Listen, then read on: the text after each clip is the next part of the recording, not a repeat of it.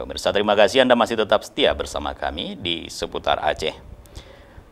Saudara, Badan Meteorologi, Klimatologi, dan Geofisika menghimbau masyarakat untuk lebih waspada terhadap gangguan cuaca di masa peralihan musim dari musim hujan ke musim kemarau.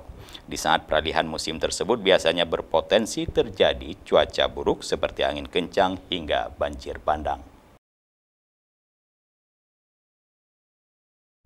Pihak Badan Meteorologi, Klimatologi, dan Geofisika atau BMKG menyatakan bahwa awal musim hujan di wilayah Jawa Tengah terjadi pada akhir bulan September. Namun, secara keseluruhan, BMKG memperkirakan musim hujan di Jateng merata di seluruh daerah terjadi pada Oktober. Koordinator Bidang Data dan Informasi BMKG Stasiun Meteorologi Kelas 1 Semarang, Iis Widya Harmoko pada Jumat 1 Oktober menjelaskan, di saat peralihan musim, gangguan cuaca yang sering muncul adalah angin kencang hingga hujan deras disertai petir sehingga memicu terjadinya banjir bandang.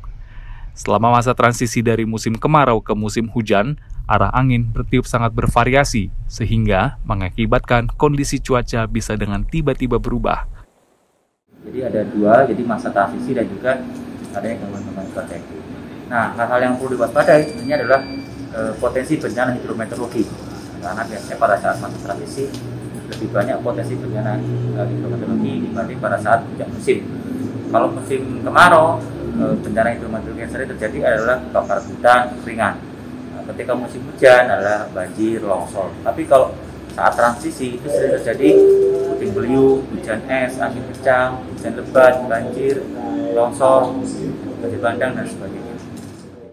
Sementara itu, menurut BMKG, puncak musim hujan di wilayah Jawa Tengah periode 2021-2022 diperkirakan akan terjadi antara rentang waktu bulan Januari hingga Februari 2022. Selama masa puncak musim hujan tersebut, masyarakat diimbau untuk tetap mewaspadai potensi-potensi terjadinya bencana alam yang diakibatkan oleh hujan, diantaranya tanah longsor dan banjir.